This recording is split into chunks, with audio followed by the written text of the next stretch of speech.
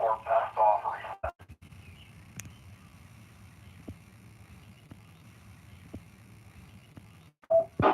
You're at 523. Also for sale, let's see here. This gentleman is by the name of Pat. He says cash or money order. He's got radios. He's got a Yaesu FT DX1200. He says maybe 8 hours of use. He's asking $900 for the Yaesu FT DX1200. It sounds like it's brand new. Again, Yeah. says 8 hours of use on that radio. He's got a That's one of those right there. 1502L, $119. A Yaesu VX7R handheld. Nice radio. 75. He has a Yaesu F1-470 handheld. It says it needs battery. $130 for it. A realistic 10-meter HX100 single sideband radio, $100. A JC Penny 40-channel single sideband radio, $150. JC Penny, that's awesome. That's a long time ago. And he's got a antenna rotator and controller. A G800 DXA, $400. He says would sell the controller and the beam together for $1,100. Let's see some antenna stuff here also. The Cushcraft AF1015 is 20-meter beam, $750. A Cushcraft Ringo, and he says he thinks it's an AR2, $75. He's got two of those, by the way, $75 a piece. A Samtex power supply, SEC 1235M, it's less than 1 year old, $150. He's got some scanners. He's got a Uniden Meerkat DX 125AT, $110. A Realistic Pro 202.3, $20. He's got some headphones. It says two KOSS, K-O-S-S, $15 each. He's got some keys. He's got a Venture Bravo Yankee -1. That's what he thinks it is. He's asking $85 for it. He's got a straight key, $20. And he's got 3 sections of tower, and they're free for removing. Now, if you're interested in any of those items, you need to contact Pat. His email address is P, the letter P, Robertson, the number 1. So P Robertson 1 at November Echo Oscar .RomeoRomeo.com.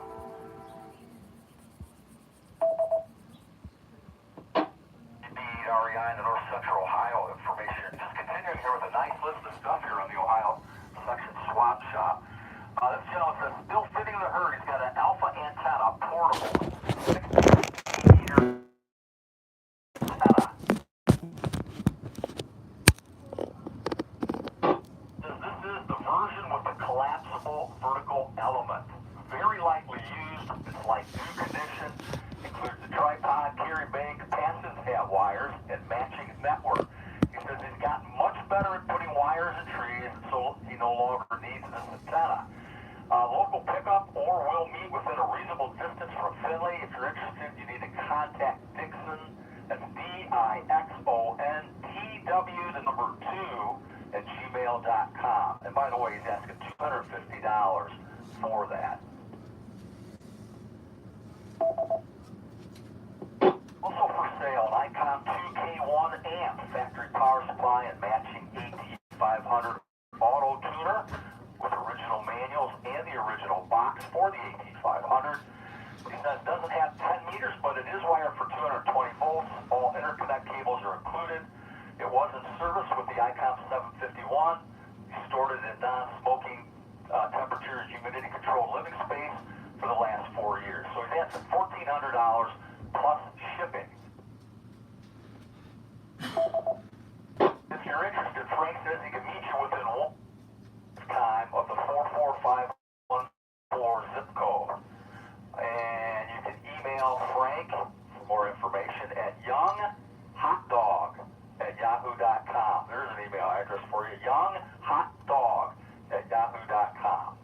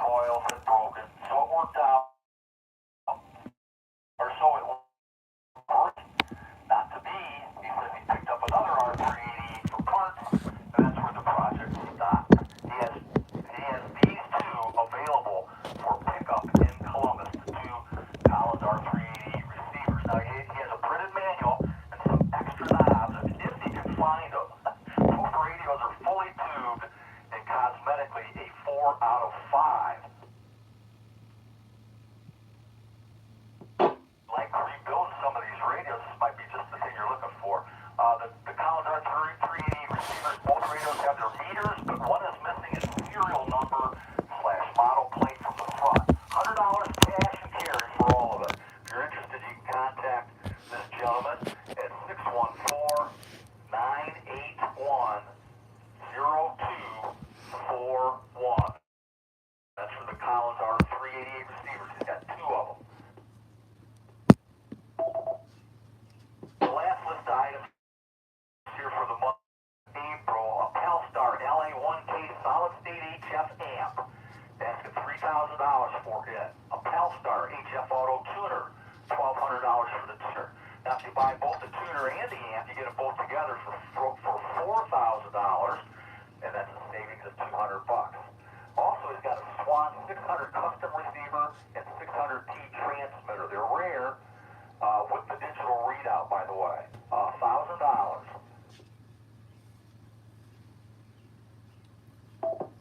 Continuing here with the Ohio Section Swap Shop. QRP-AM transceiver for 75 and 80 meters, Class C modulation, $100. A Rival DM3068 service bench digital voltmeter, $400. So that's a nice meter. A Bird 4362 handmade watt meter, 140 through 180 megahertz, $100. More items here on this list. Drake W4 watt meter, $100. It's a non-peak watt meter. He's also got the Drake W4 watt meter peak added, $200.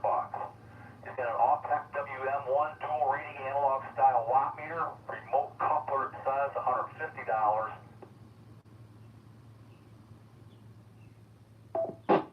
An Autech RF5 EHF UHF antenna analyzer, $40. By the way, Autech spelled A-U-T-E-K. He's got an Electcraft LED model W2 watt meter, or watt meters, various configurations with remote couplers for HF and VHF UHF.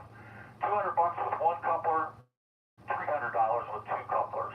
He's got a Pelstar speaker SP30B, it's black, $75. This is the last item on this list. Various RG coax cables with silver PL259s on each end. Most are brand new, 1.5 feet to 25 feet, $5 to $25. Now he says pick up only, please. Cash preferred, and he will show all works. He says he's in Willoughby, Ohio, near I-271 and I-90. If you're interested, contact Jeff, W-A-8 Sierra Alpha Juliet. His home phone number. Jeff's home phone number is 440-951-6406. And let's see here, Scott's still got some stuff listed there, AC8SB. He's got that Yaesu, that Yaesu FT891, that's an HF 6-meter mobile radio. That's $625 for that. And he's got an auto tuner and a whole bunch of other stuff. He's got an ICOM ID91 listed there, a Bayphone radio. So check out the Ohio Section Swap Shop, and you can get the details on what Scott's still got listed. I see another gentleman still got a Dentron Clipperton L linear amp listed for $400. He's got a Kenwood TS940. And a whole list of other stuff by various other individuals here. Some nice HF beam antennas, along with this high gain HG54 HD self-supporting 54-foot crank-up tower. I keep bringing that one up. I think, geez, if only you could have a 50-foot crank-up tower. How great would that be? All right.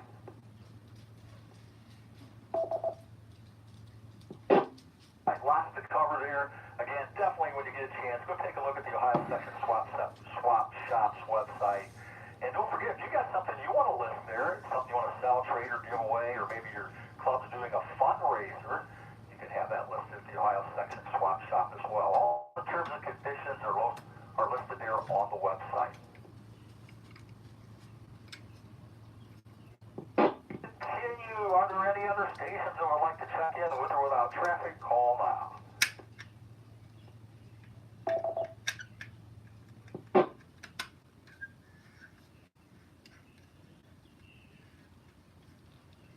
Number 8 Oscar, Hotel Oscar.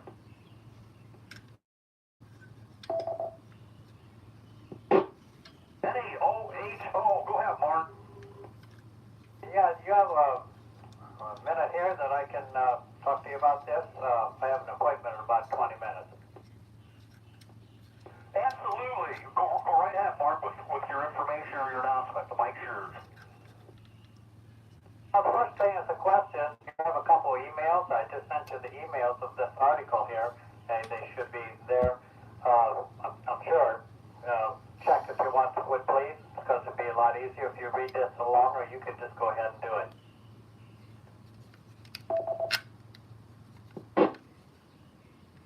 A mailbox as we speak. Stand by a second.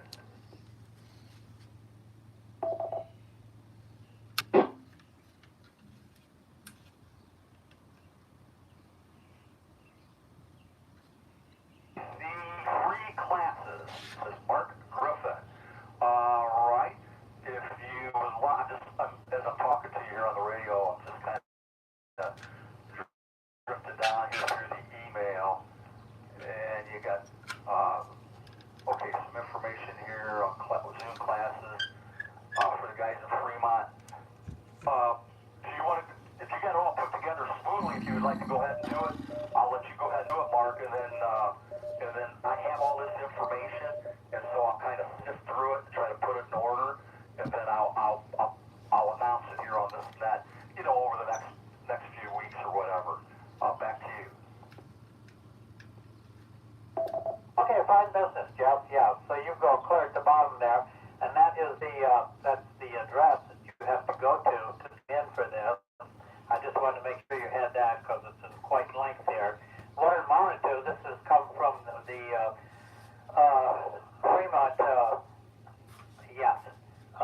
club over there. J. Baby Owen guy sent it to me. He is K8VCE.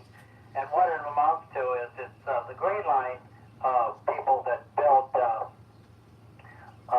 flagpoles, towers, stuff like that, are putting on some professional classes. Needless to say, there's an advertisement with it or whatever. You sign up for these, and they go from March all the way into June. And it mentions there, Jeff will give everybody the call where to go do that, or they can send it out to them. And this is a list of free classes for amateur radio people, operators, and people interested in ham radio. And it's a Zoom thing, and it's for 3 hours, 1 day a week. I believe it's on Wednesday. So it's just something anybody can take advantage of. You don't have to buy an antenna or anything like that. So I just thought I'd pass that along. Just another free for people on amateur radio. And I did get a couple of things that said that they've come up with, you might have mentioned it earlier, I didn't get it, how we can operate amateur radios, the new law that's coming out. That might be something to look into or mention, Jeff. All right. Hey, thanks a million for the time. November 8th, Oscar Hotel Oscar, back to net.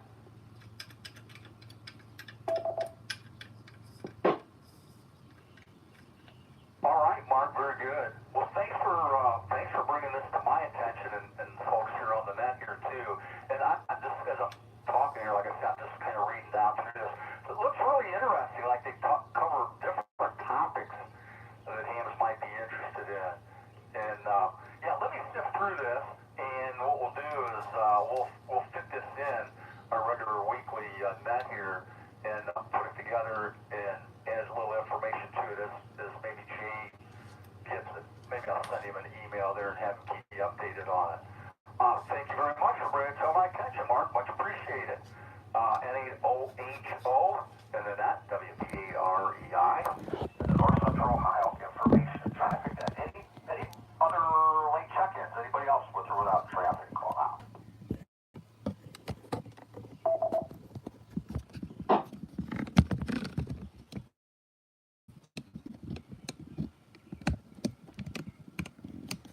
All right, well, let's continue here. That's all. I got more stuff than I got time to do it in here, so we'll move along a little quicker here. Chance of flares today, we talked about that, but something else I wanted to add here has to do with the solar cycle 25 that we're in. So some interesting information. Solar maximum is coming. Maybe it's this year, they're saying. So keep that in mind, man. If you haven't been getting the chance to operate during this solar cycle, especially those higher HF bands, don't waste too much more time. We may be approaching the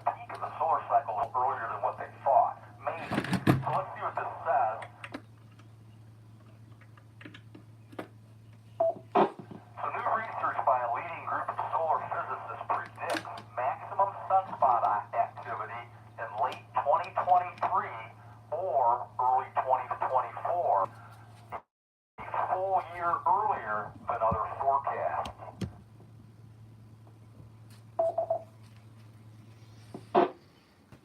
Yes, that's kind of good in a way and kind of not so good in another way. This is based on our work with termination event, explains Scott McIntosh, lead author of a paper describing the 23 in mid-2024 with a peak total monthly sunspot number of 184 plus or minus 63.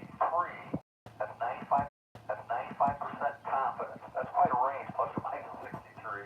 This means solar cycle 25 could be twice as strong as old solar cycle 24, which peaked back in 2009.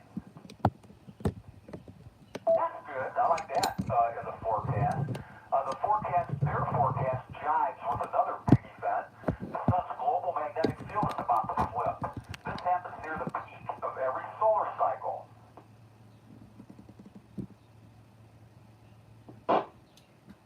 Goes on to say magnetic fields near the sun's poles weaken, they change sign, and they start growing again in the opposite direction. It's like taking a bar magnet from your refrigerator and flipping it upside down, except this bar magnet is as big as a star. Now, measurements from Stanford's Wilcox Solar Observatory confirm that the weakening is underway right now, with polar magnetic fields probably crossing zero in no more than a few months.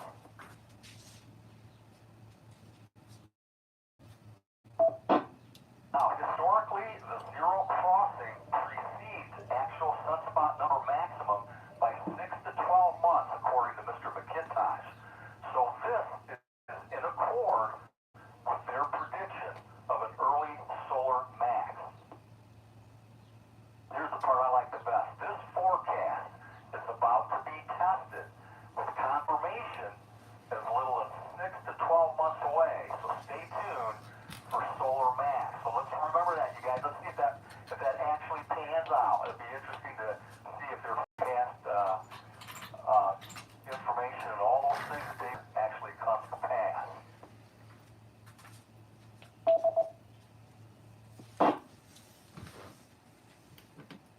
WDREI, this is the North Central Ohio Information Traffic Net. Further stations that would like to check in, call now.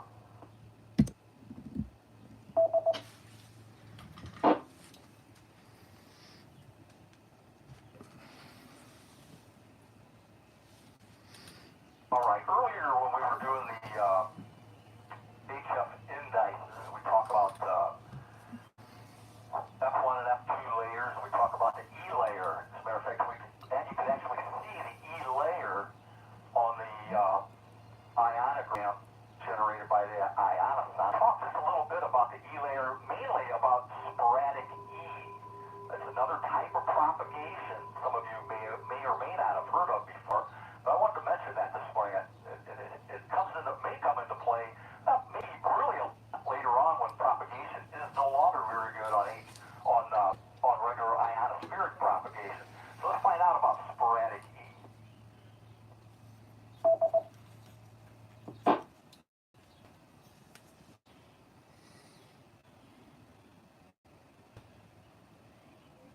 WBREI for identification. Well, sporadic E is very useful. It is a very useful form of radio propagation, and it's used by radio amateurs. It enables communication to be made often at relatively high frequencies when no other distance mode of propagation might be available.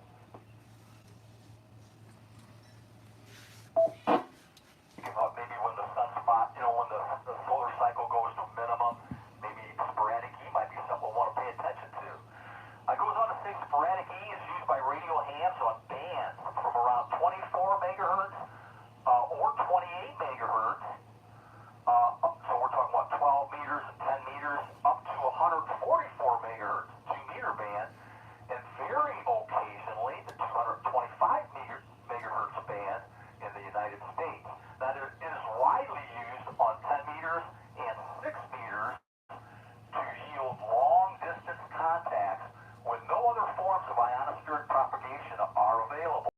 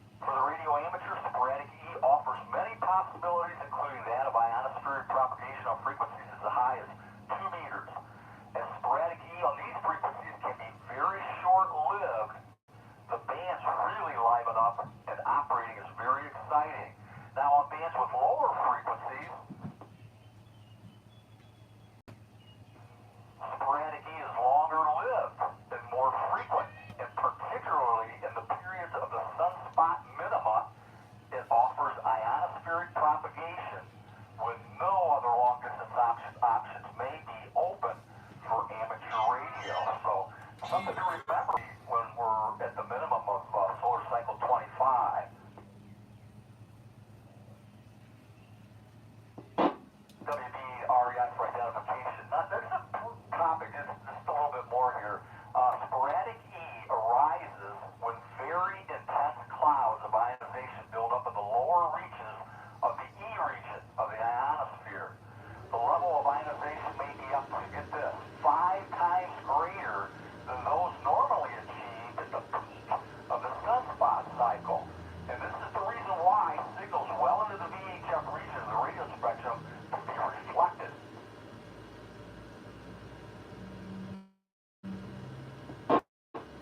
Now this is cool. In view of the very high levels of ionization, the levels of loss are particularly low.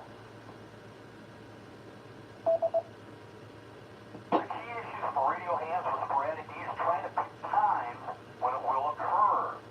By knowing the most likely times for it to occur, it is possible to keep a listening ear open on possible amateur radio bands and frequencies.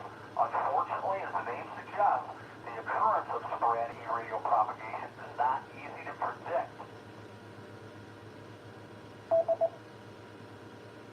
However, a large amount of statistical data has been collected from this. It is possible to judge the times when it is likely to occur.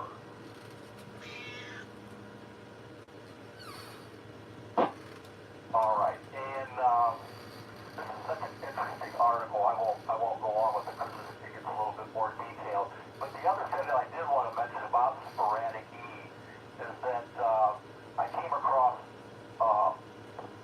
another piece of information that attributes the ionophore, which is what we use in our reports in the morning, to help determine if there is an E layer established in our area.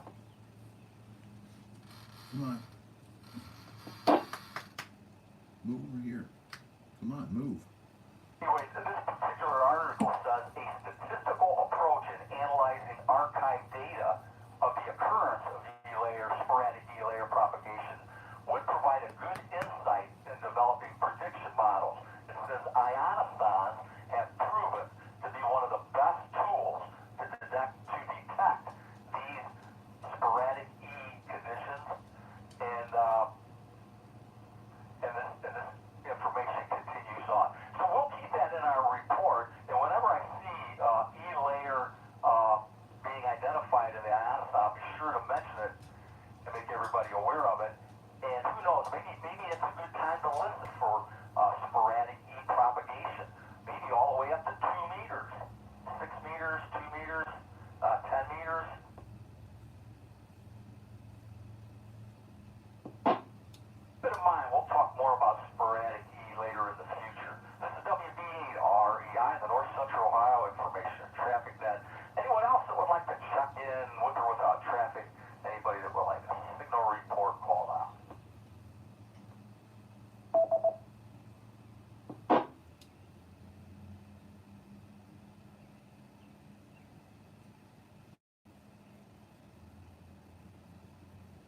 All right, well, just when we thought things were getting good as far as AM radios continuing in the modern automobiles, got a little twist on that. And so the death of AM radio has arrived at the Ford Motor Company in Detroit, Michigan. Says Ford spokesman Wes Sherwood announced that it will not be installing AM radios in any 2024 vehicles, both its gas-powered and electric models. He confirmed the plan to the Detroit Free Press newspaper. He said that Ford will continue to make AM radios available in its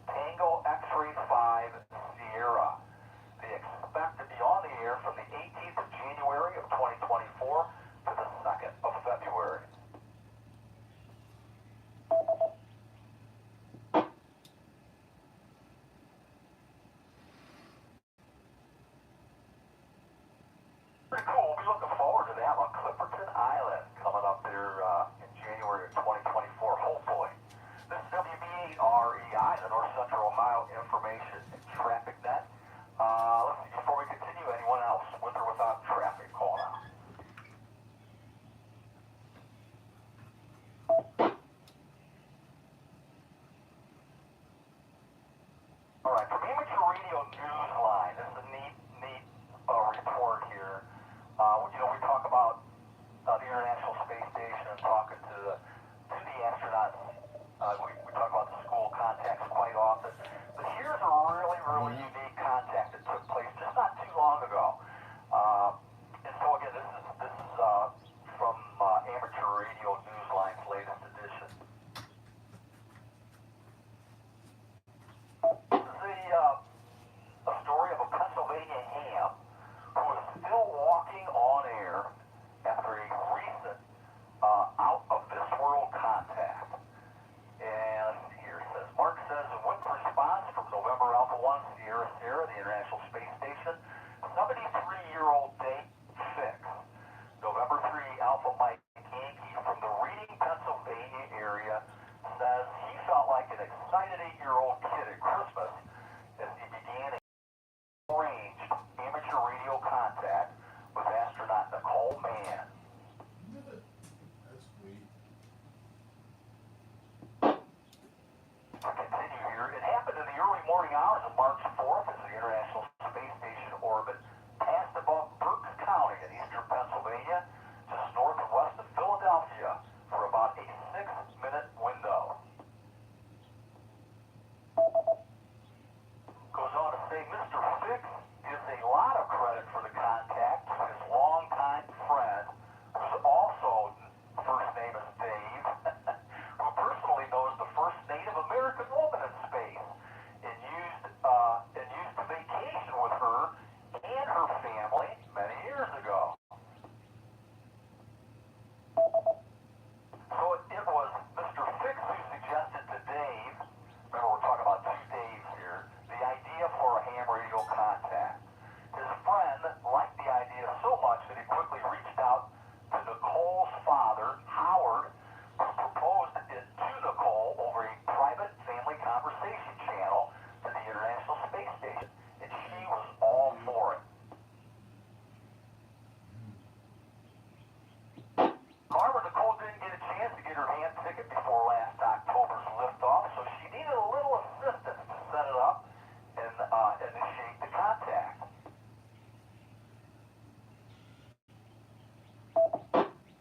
So a little part of the conversation, that was world-famous Koichi Wakata, Japanese astronaut that helped us make this connection over. Nicole explained on the 2-meter frequency reserved for the contact. Indeed, Koichi Wakata, Kilo India 5 Tango Mike November, acted as control operator and Elmer for his fellow astronaut. Mr. Fix and Dave's wife, Jan, were ecstatic when they heard Nicole's voice clearly coming from the speaker over the mobile radio in the car. Dave, the family friend, kidded Nicole about why she never blinked the lights at least once as the station passed over Pennsylvania those many times while she was aboard. She says, I don't know what you mean, Dave. I'm always rocking my wings every time I fly over Pennsylvania, Nicole joked. And she says, you've got to look a little closer. Over. And as quickly as it began, the contact window started to fade, but not before a grateful astronaut made her final transmission. Okay, thank you, Dave Fix, for helping to set this up. We really appreciate it, she declared. Toodle-doo, Nicole, they responded. And it ends by saying, I'll never forget this. Mr. Fix explained as he excitedly related details of the contact and shared the audio with the Amateur Radio Newsline. And we get to share with you guys here this morning. He says, I don't think Dave and Jan will ever forget it. Nicole certainly won't. It is once in a lifetime. So that's a pretty neat, interesting personal contact set up here with the astronaut on the International Space Station.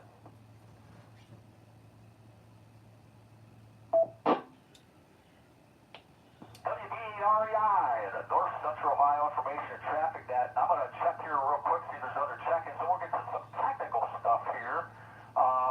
Before we do, are there any other stations that would like a signal report or would like to check in? Call now.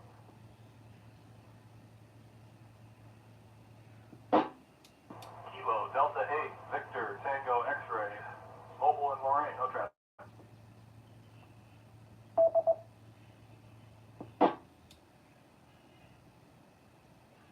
All right, Kilo Delta 8, Victor Tango X-Ray Mobile in Lorraine. Nice signal. Thank you for checking in with us. Anybody else?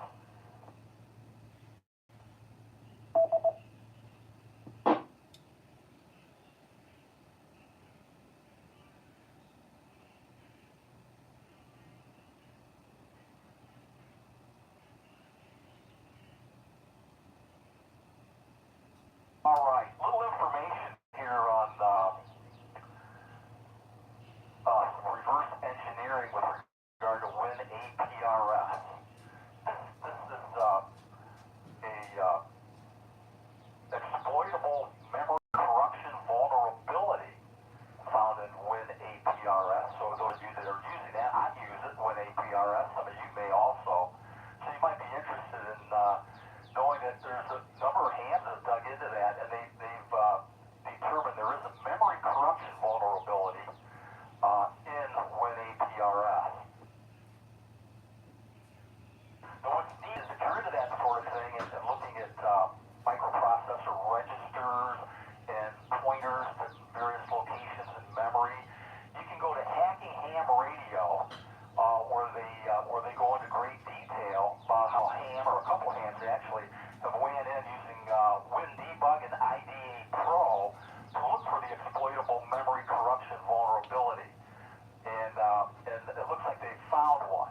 And it's not, even if you're not someone that's real up on coding or whatever, you can follow the explanation pretty good. There's a neat video.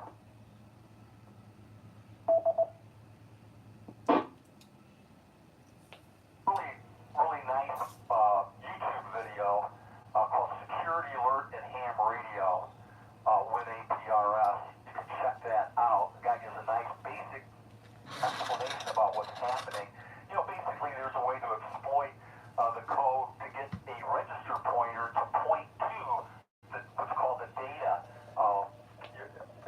stack or data memory, which then can launch any code remotely, and you can do all kinds of crazy things like that. So again, if you're interested in that sort of thing, you might want to check it out. You can find a link to it at QRZ under their news information. Okay. You'll see the information there on the Security Alert and Ham Radio.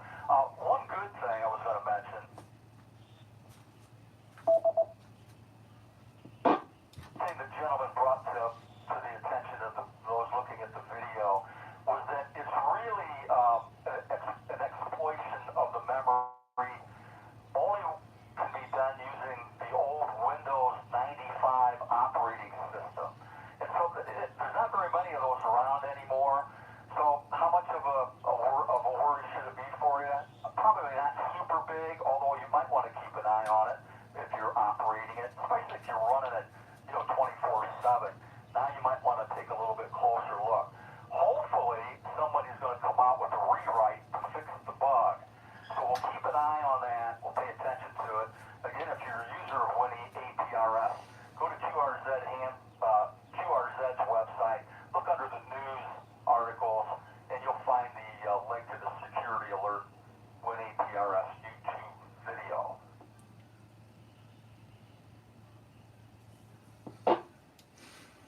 Phil. That's funny. Indeed, REI identifying and continuing. Wanted to mention something. I had a lot of fun. This is something I've never done before. I've been ham radioing for over 50 years. And every time I get to try something new and exciting and fun, it's just neat to share with you guys. So I talked a little bit last week.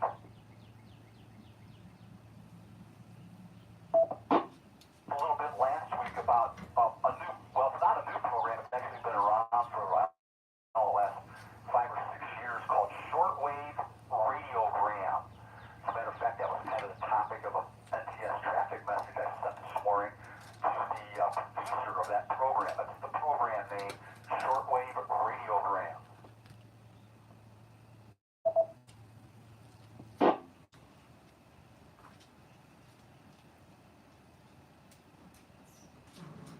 Indeed, REI for identification and continuing. So about shortwave radio, Graham? Well, it just requires that you receive with your HF radio a shortwave broadcast that's sent in a digital format. Dan Ryan at AC8NP, a good friend here in Tiffin, got a lot of us local guys onto using MP63, one of many digital sound card modes using FL Digi. Well, once I started doing that, I got to doing this research here and came across the shortwave radiogram program. Now, the shortwave radio program is produced and presented by Dr. Kim Andrew Elliott, who was a longtime AM radio operator and started out as a shortwave listener. As a matter of fact, he worked with Voice of America for a number of years. I'm not sure if he still works for them or not, but he does produce this really, really fun and entertaining program called Shortwave Radiogram. He updates it every week.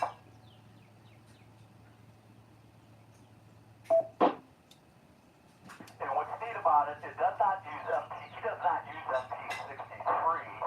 He uses MFSK32 and 64. Now those are also modes that are part of the FL Digi software program. So if you've got FL Digi or FL Digi capability, you've already got the capability to decode and listen to the shortwave radiogram program.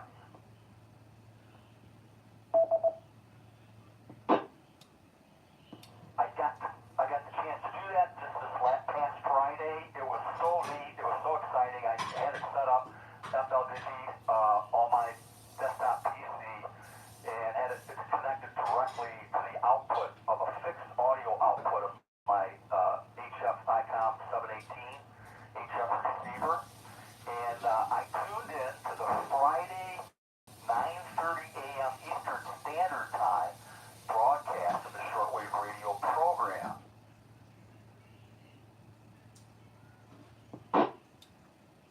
And let me give you that day and time again if you're interested. If you've got FL Digi set up, and it's easy to do, there's a number of ways that you can do it. Tune in this Friday at 9:30 a.m. Eastern Standard Time. Now the program just runs for 30 minutes, a half-hour program. Tune your HF radio to 15.770 megahertz AM. I believe most HF radios cover our general coverage receivers will pick up that frequency. You'll be listening to international broadcast station WRMI out of Okeechobee, Florida. Well, that's where the transmitter site is. And again, this Friday, 9:30 a.m. Eastern Standard Time. It's a 30-minute program. The name of the program is Shortwave Radiogram. It's on 15.770 megahertz AM. Have your FL Digi ready to go. Just have it set up for MFSK32. We'll go, once that's set up, everything's automatic. It does shift from MFSK32 to MFSK64 in the middle of the program for some of the photographs. Beautiful photographs of all different kinds of artwork, flowers, all kinds of interesting things that you might like to see. The program, there's a text part of the program, and you can watch it. It's at a speed that's at a readable speed, so it's like watching radio teletype in real time, going right across your screen in FL Digi. All air-free.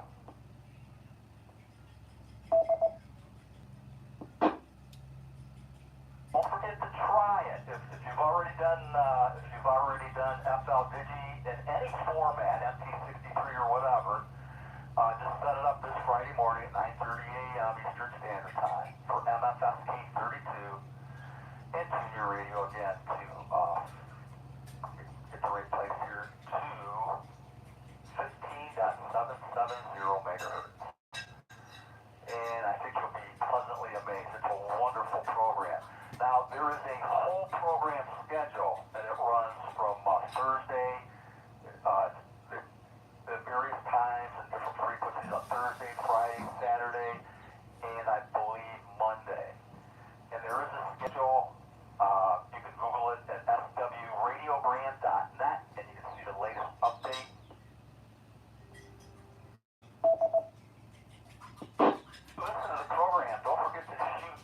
reception report. That's radiogram at Verizon.net. You can see that all on the website. And let them know that you were listening and enjoyed the program. I guarantee you you'll enjoy it. It's just really cool. If you've never done that before, it's something different to do with your HF radio. And you don't transmit, you don't have to transmit anything. It's all receiving. Anybody got any questions on shortwave radiogram, the program? Any comments or questions, call out.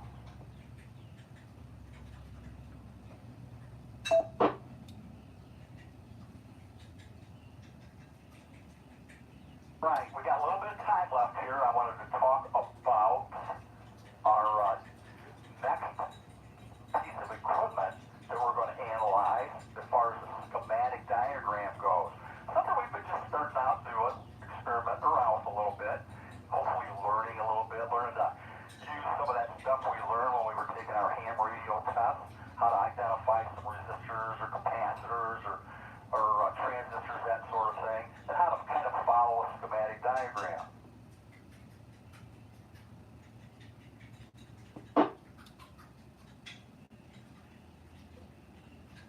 This time, I chose a piece of equipment that is strictly a transmitter. It's not a transceiver, so receiving portion, that's just a transmitter. And it is a heat kit. And Heat Kit did such a wonderful job back in the day when they were in business building kits for ham radio operators to put together and to learn from.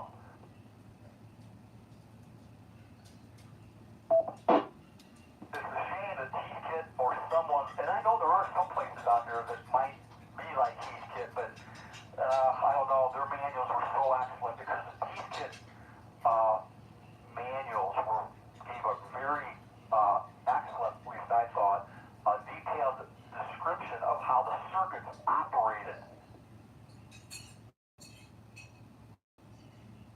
So because of that, I thought, well, let's pick a piece of Heat Kit equipment with its schematic and block diagram. And so we picked the Heat Kit DX60. Some of you may be familiar with that. It's a CW and AM transmitter only. It is crystal controlled originally, however, it has the ability for an external DFO. What's neat again about it is that I'm going to give you the information and the links to get the schematic along with the block diagram. And the manual itself, there's lots of information on the internet about the Heat Kit DX60.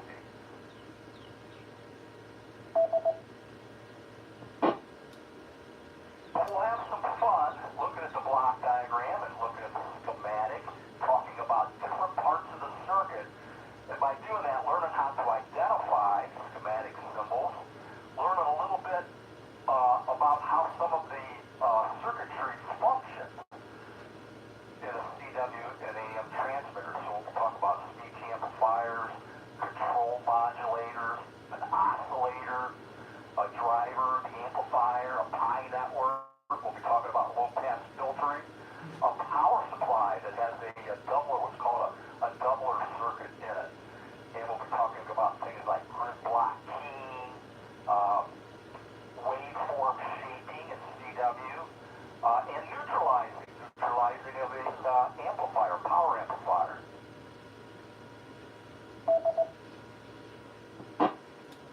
Cover lots of interesting and neat topics.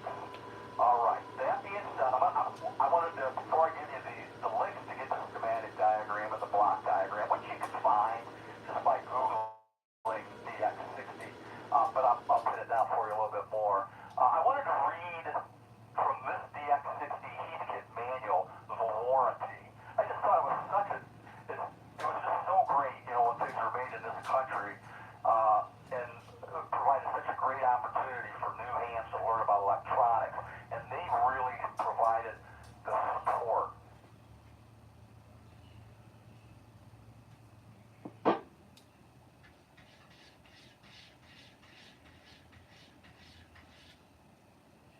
REI just identifying here. So here is the Heat Kit warranty. It says, dear customer, you have just purchased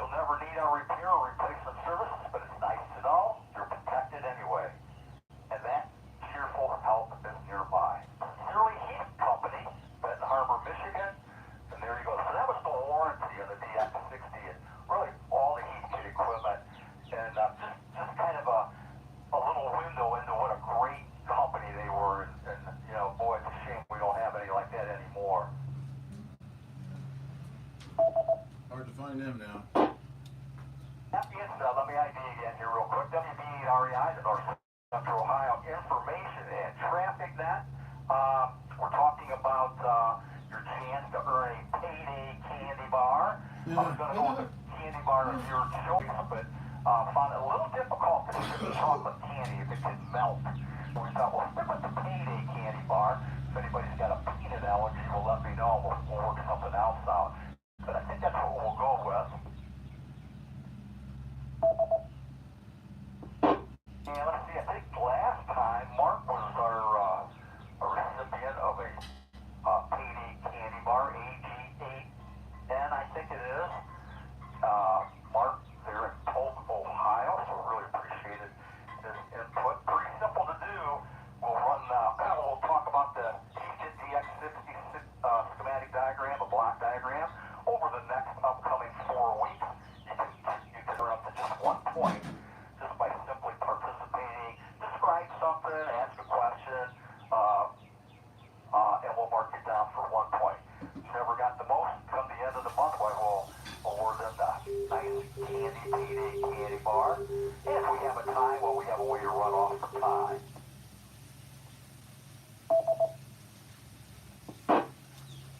All right, geez, all that being said, let's get the information out here. So really the simplest way to get the diagrams that I'm looking at is just simply Google Heathkit DX60 block diagram.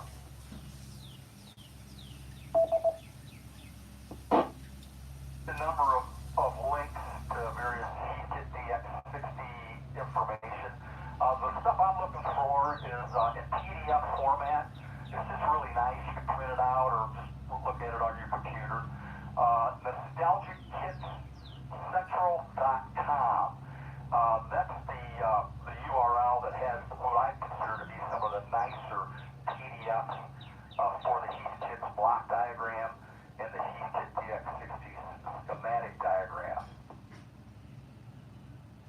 Now you can also find the Heathkit DX60 assembly manual, the whole manual, that'll have the complete circuit description in it, what makes it really simple to follow along and really learn a lot about grid block keying, oscillators, power amplifiers, AM modulation and power supplies, all that kind of stuff. So between now and next week,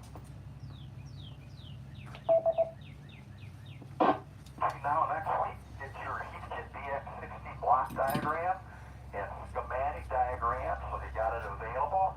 And jump in here and just describe a resistor or a capacitor or a diode or something for us, and that'll get you 1 point. And close to winning a nice payday candy bar. Like I always think it liked it any better than that. Right. So the ID, WB8REI, the North Central Ohio Information Traffic Net. We're getting ready to wrap it up. Before we close, are there any stations with any questions or comments? Anybody that wants to make any announcements, call out. Kilo 8, Charlie, Victor, Mike, K8CVM, Chuck, Parma Heights, checking in.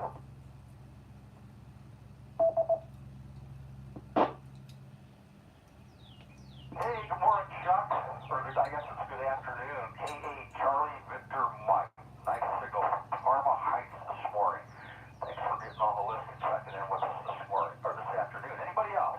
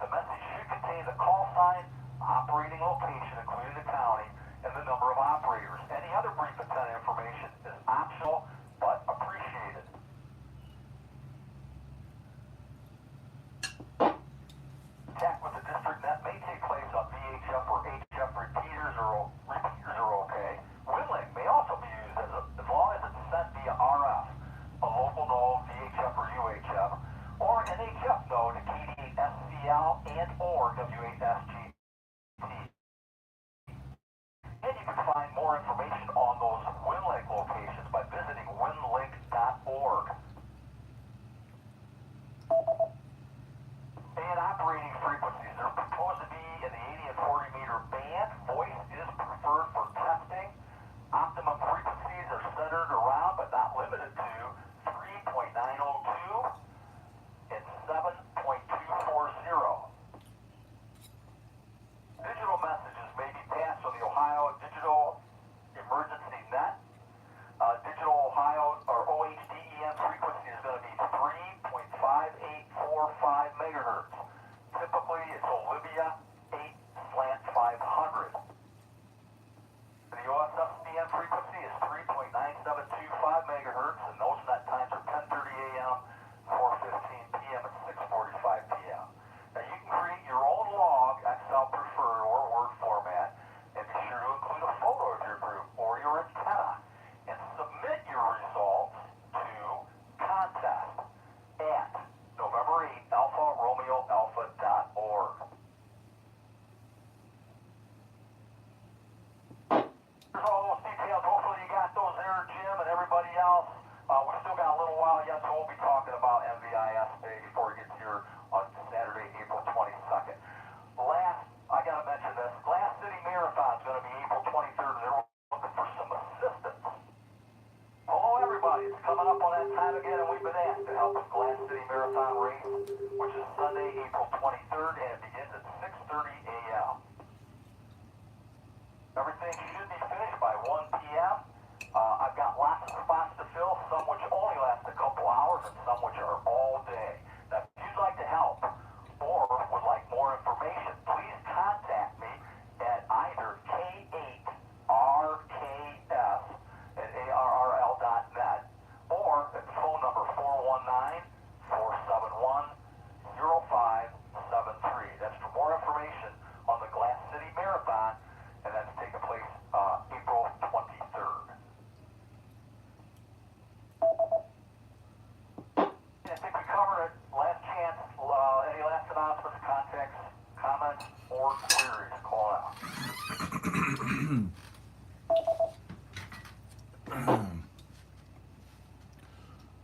N8XLQ comment.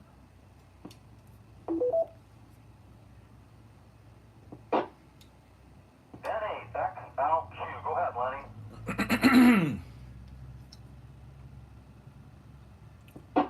All right. Thank you, Jeff. Thank you very much. And good morning, buddy. Nice job today.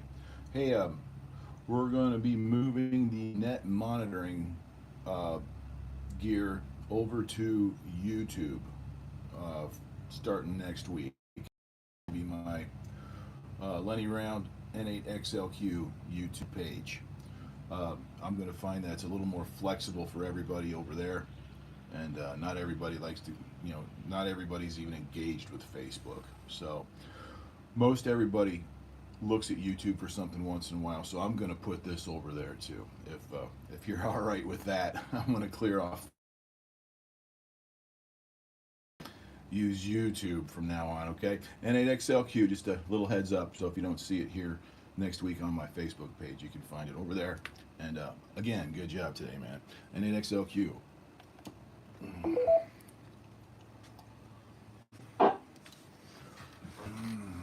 All right, fine business, Lenny. Oh, that sounds great. Absolutely. Matter of fact, next week, excuse me, I'll try to make a note and give you a chance to announce that again for folks that might have left already and might have missed it, that might be interested in knowing that. Sounds really, really cool. Looking forward to that. Catching that on YouTube. Very good. Thanks, Lenny, for all the work you do on that, too. I really appreciate it. I always enjoy looking at that. All right. B-A-R-E-I. Anybody else?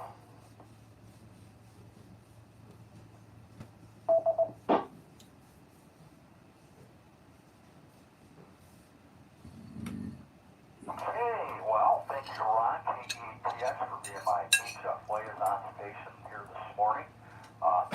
Excuse me. Dan, KCPD for all the weather and ISS stuff. Thanks to Bob, WAJBT, for all our special event stuff, DE test sessions and HamFest. And of course, thanks to Pat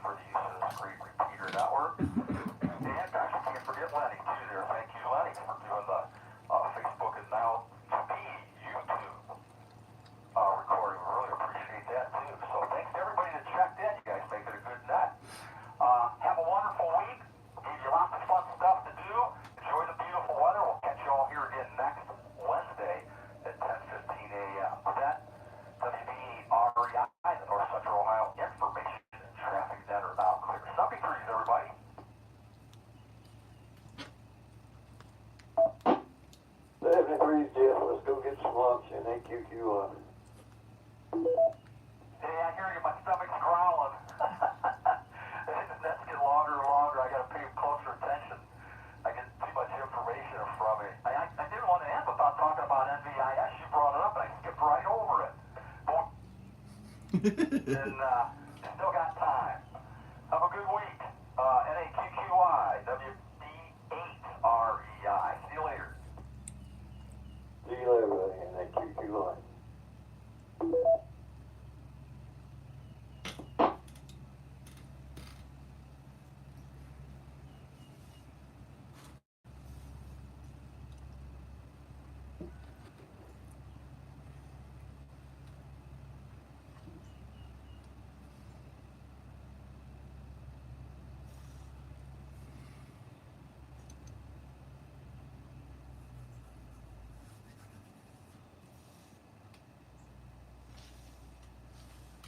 All right, down YouTube first.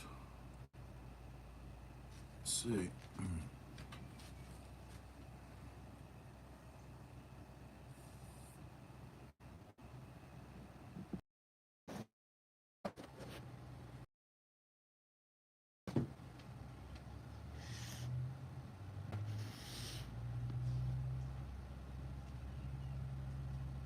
All right, N8XLQ at the YouTube side of things. The practice run seemed to go well. Just have to make sure we got a good connection the whole time. All right, N8XLQ clear.